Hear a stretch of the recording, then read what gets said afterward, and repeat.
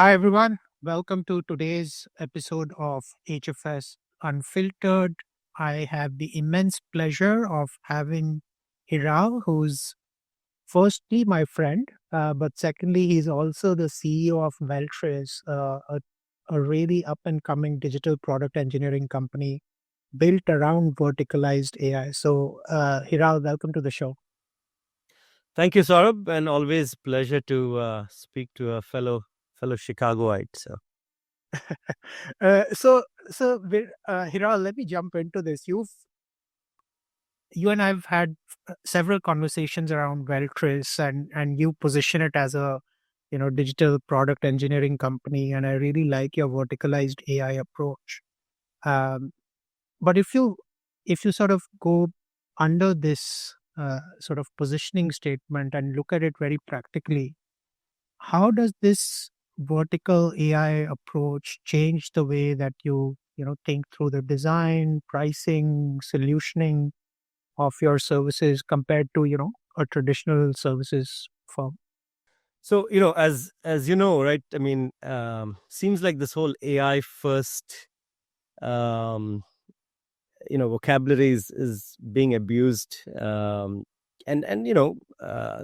obviously a lot of agents and a lot of hype.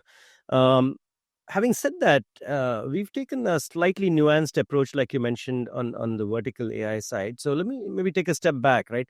The whole sort of cycle from whether it's design, just even thinking about the blueprint or design, all the way to solutioning slash pricing, and then of course, what's most important is the delivery.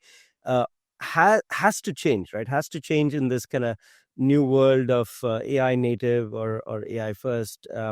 The interesting thing though is that I mean, what was not possible in the past is happening in seconds or minutes. And so when we look at the traditional model of assessments and analysis, etc., I mean, nothing wrong with that, but what we're doing differently now is moving to kind of a quick diagnostic and then turning alignment to action. So it's really cutting down the entire kind of initial part of the scoping and the solutioning. But you and me have been like in the industry for 2.5 decades, and we've been hearing about business outcomes and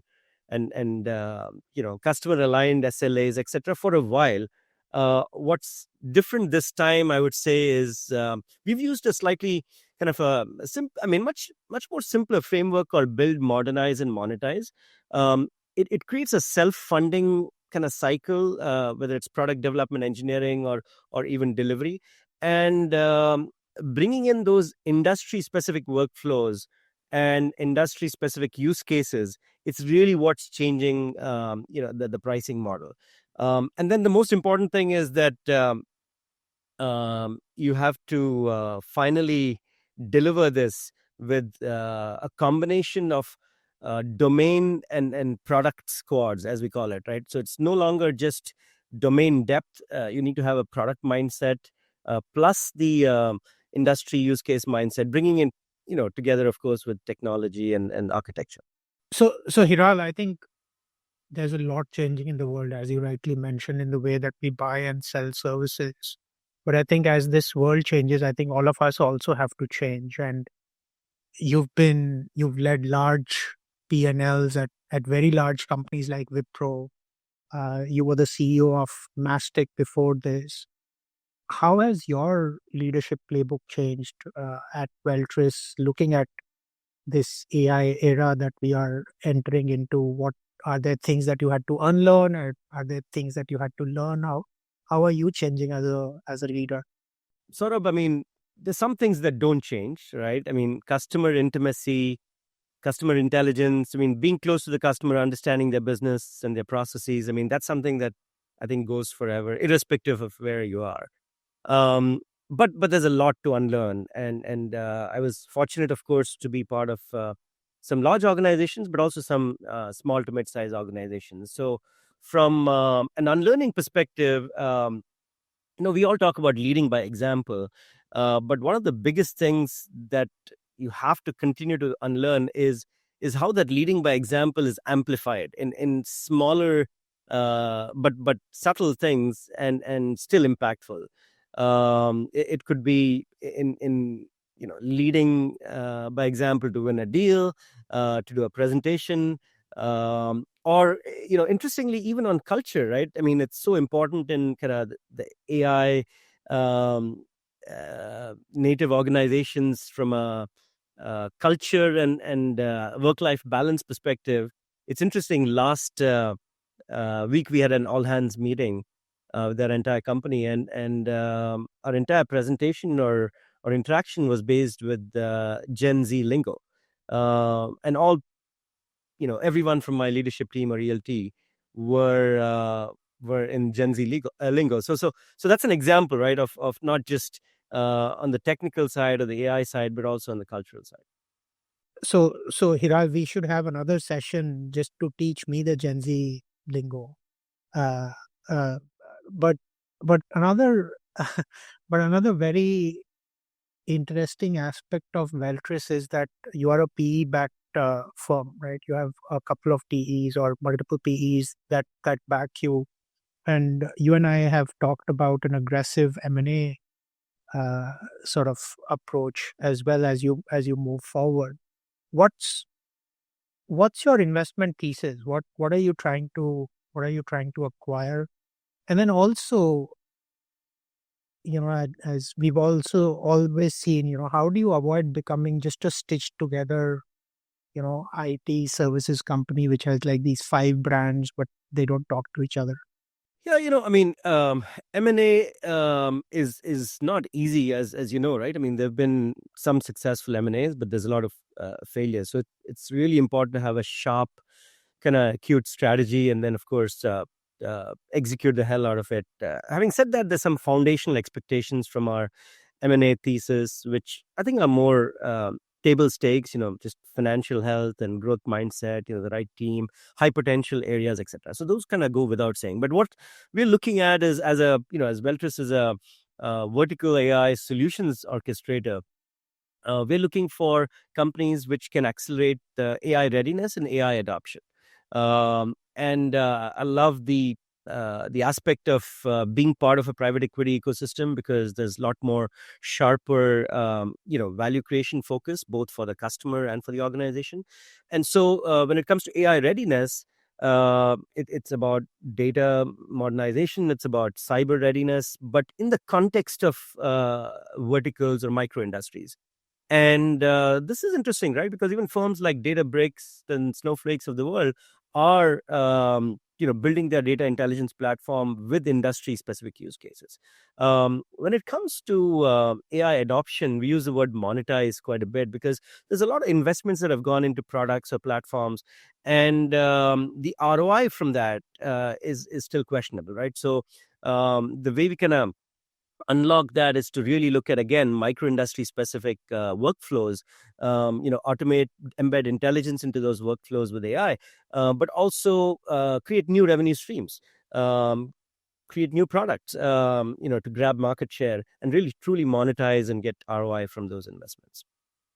So those would be some of the examples of firms and assets that we're looking for, Yeah, Saurabh. no, I think the aspect of AI readiness is very, very important, Hiral. In fact, our research indicates that for every dollar that companies spend on AI, they need to probably spend $2.5, $3 on data to get that ready. Because otherwise, you know, we'll have another shining tool which doesn't really, get to the ambitions that we all have with it. But I think the other point that I wanted to pick on was this whole micro industry aspect of the Veltris go-to-market strategy. You recently acquired this company, BPK Technologies. And so clearly you are doubling down on healthcare, but also very interestingly on micro segments within healthcare, like the dental practice with this acquisition. H- What what are you seeing in terms of this micro segmentation, AI, SaaS play? How does this play out in healthcare over the next 3 4 years, Hira? Yeah, yeah. No, like you said, BPK Technologies gave Veltris an additional micro industry, particularly in the dental slash multi, as we call it, multi-unit kind of retail health ecosystem. And but there's a lot more to do, even just in dental or multi-unit health, right? Because there itself, you start with working with some of these multi practice based dental clinics or veterinary kind of animal health vet care clinics. But there's an entire ecosystem, like for example dental insurers or payers, right? Is a huge market. But then if you take a step back on healthcare, because that's so wide and broad, as you know, there even we're focused on very specific segments. I mean, there's obviously the macro elements of the big bill and worker shortage and nursing shortage, etc. But keeping that aside, the operational and administrative workflows are still broken, and I'm hoping that in our lifetime we can collectively make an impact on that. And I do think that vertical SaaS moving to vertical AI is now playing a meaningful role there, right? So that's clearly the one area. um, I mean, there's a lot that's said about the patient, putting the patient at the center. But if you look at all the activity, it's still around peers and providers and all these kind of bigger companies. I think that's one thing I feel will change in the next 2 to 3 years, Saurabh, because the personalized patient journeys, right? Whether it's home care or even care delivery, we're working with a lot of health tech platforms that have put patient truly at the center, and it's really exciting to see kind of how that it could be a journey of a patient, and from a dentist perspective, or all the way from a pharmacy perspective, and so that I think set of workflows on the patient personalization is going to be huge. And the other thing that I think will happen, we're seeing it in parts as well. There's some disruptors, right? There's some disruptors in terms of platforms that are challenging what a United Health or what a CVS pharmacy does in some of these areas, and that is going to be interesting. Because I do believe that there's, as we know, more efficient ways of embedding automation and intelligence in the various workflows that exist today, right? I do like certain kind of nuanced things. I mean, there's an interesting company called I don't know if you've heard of Hippocratic AI. They kind of work on patient safety, as an example. So something so specific, but doing so well, and so we're really banking on some of these kind of industry specific use cases as we look at the future of Veltris growth in the healthcare as well. Yeah, no, that's fantastic. And I really, really like how you're not just going after payers and providers, but really micro segments. And I think that's a big aspect of the Veltrist differentiation in at least in my mind. And talking about healthcare, I'm wishing for the day where I can understand my EOB era. I don't know if that'll happen in my lifetime or not, but the day that I can explain my explanation of benefits, I'll be a happy person. Yeah. But but one more look, I think Veltris sort of serves number of small clients as well as large clients across industries in healthcare, media comms, industrial manufacturing clients. As you look at your client base, Hiral, where do you see the maximum urgency? And by urgency, I also mean budget for AI related initiatives. I mean, we want to really be one of those kind of uh, boutique specialist differentiating orchestrators that truly bridges the hype to reality kind of gap and reset the needle, right? I mean, so from that perspective, yes, we talked about healthcare earlier. I mean, clearly there is funding and money in specific areas. So maybe I'll pick a slightly different area. See, one of the areas which is hard to crack is the whole aspect of physical worlds and hard tech, right? When there is product, hardware, software embedded together. And so yes, there's been Industry X.0 and Edge and all these other things with digital twins, etc.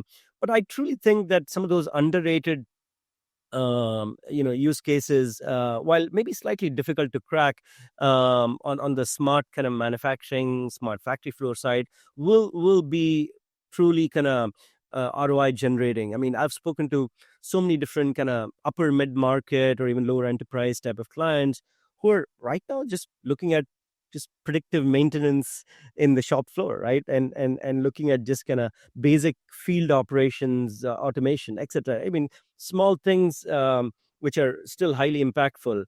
But when things like procurement or logistics, etc., can get combined with supply chains and factories, in this truly kind of converging world or connected world, because we have this thesis that, hey, smart, secure networking will actually power smart cities and smart factories, etc. And so, in fact, last week at our earlier this month at our conference in our annual customer event, Velanova, this was one of those themes. And so we believe that on the whole kind of communications manufacturing side, there's some interesting things, in addition to the healthcare use cases that we talked about.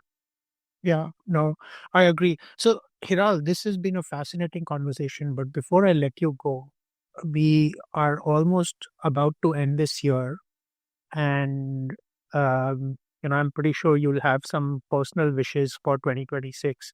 But what's your one wish, if there was one wish that could come true from an industry perspective, in the industry that both of us live in, what would that be for 2026? Oh wow, that's an interesting, and a tough one, Saurabh. I mean, there is so much going on, that is starting to kind of unravel in front of us. I would say that, my big wish, not necessarily from an industry perspective, is that our next generation, continues to sort of truly have this continuous learning mindset, because there is so much ahead of us. I mean, we talked about our lifetime and healthcare, etc. But there's so many difficult problems, that are yet to be solved. So it's not even about 2026, but what we do in 2026. In terms of education, in terms of attitude, in terms of truly kind of solving some problems, I think will set the stage for maybe even the next 2-3 decades to come. So that's really what's exciting. Oh, that's fantastic. So you're, as always, a glass half full kind of a guy, Hiral. But no, this has been a fascinating conversation. I always do. Whenever I speak with you, I learn something new. And Hiral, best of luck for the future of Veltris. Uh, our best wishes, and I hope people who are listening to our conversation would have gained some insights and wisdom from you, Hiral. So thanks a lot for joining us. No, always a pleasure, Saurabh. And, HFS continues to be doing some really disruptive, interesting, thought leadership work. So continue to push that envelope, and let's looking forward to what's to come for all of us. Super. All right. Thank you. Thank you.